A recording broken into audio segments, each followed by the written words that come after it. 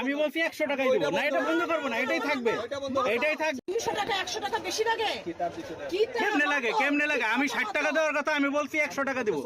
আমি বলছি 100 টাকাই দিব না, এটা বন্ধ করবো না, এটাই থাকবে, এটাই থাকবে। আপনাদের বিহেভিয়ার ঠিক করেন আগে, এইটাই থাকবে না, এটা বন্ধ করবো না।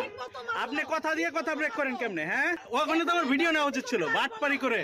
শুনেন, এয়ারপোর্ট রোড থেকে আমরা গেছি 60 টাকা দিয়ে গেছি। 60 টাকা দিয়ে লোকালে গেছি। আপনারা চিল্লাচিল্লি করতে সমাধান হবে না। আমরা বলছি যে ইয়া করেন, 60 টাকা বলছে, সে রাজি হয়েছে। বলছি আমরা 5 মিনিটের মতো ছবি তুলবো। হ্যাঁ ঠিক আছে, আমরা তাড়াতাড়ি ওই 5 মিনিটের মধ্যেই আসছি, সে বলতে পারবে ওটা।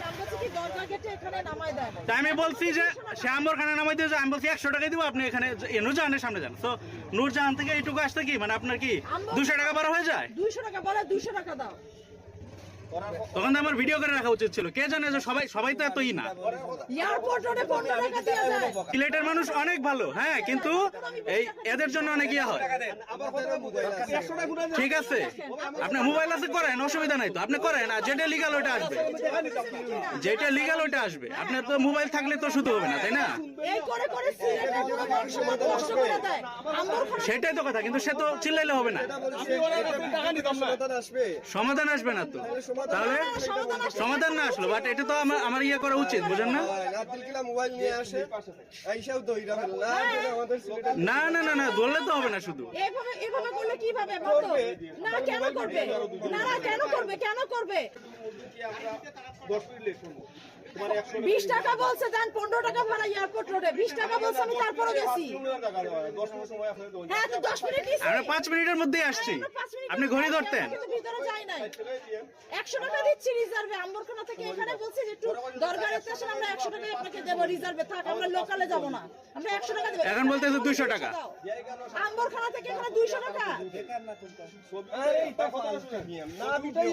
কি কি কেন কেন ফালতু, কেন ফালতু?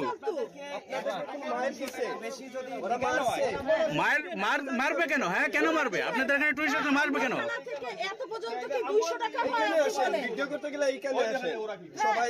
অসুবিধা নেই, আসেন। হ্যাঁ কেন আসবো না?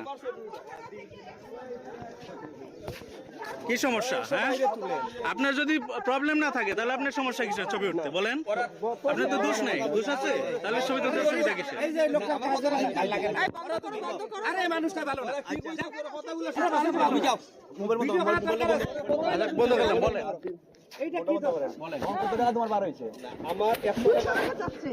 দেখো যে ওনে আমার কথা কইতে দেন। আমার 100 টাকা তারা ওই লোকে পুরাইল আমবনা ফোন কোন আমবনা থেকে আপনারা এখানে নিয়ে আইছো, এখানে যা বাড়া হয় তাও দিলা। কথা ঠিক আছে নি ভাই? এই বন্ধ হইছে তখন আমাদের এখানে কথা আছে। আপনি বলতে হতো দিতাম, আমি দিছি কথা হইছে না।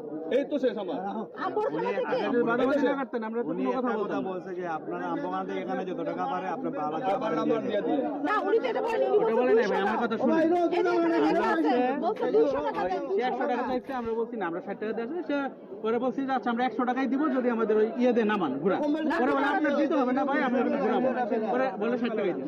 আমরা বলছি আপনার রিকোয়েস্ট করলাম ভাই, আমরা তো কত দিতে চাইছে কেউ না। একটা কথা ছিল, বলে যে আচ্ছা আম্বরখানা আচ্ছা ভাই আচ্ছা কই বিদায় করবে না। একটা কথা ছিল ওই যে উনি ওই বাজারে ওই যে আম্বরখানা যেখানে নামায় ওখানে নামাই। পরে আমি বলছি আচ্ছা আপনি ইয়ে নূরজাহানের ওখানে যান, আমরা ধরবে কেটে ওখানে 100 টাকাই দিই। এটাই বলছি, এখানে আসি 100 টাকা আপনার বার হইলো দিয়ে আম্বরখানা আমার কথা বুঝো বাদ দিল।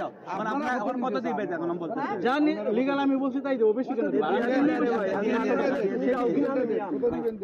জীবন টাকা কামাই আমার মোবাইল পাওয়া কেন করবো না ভাই বলেন?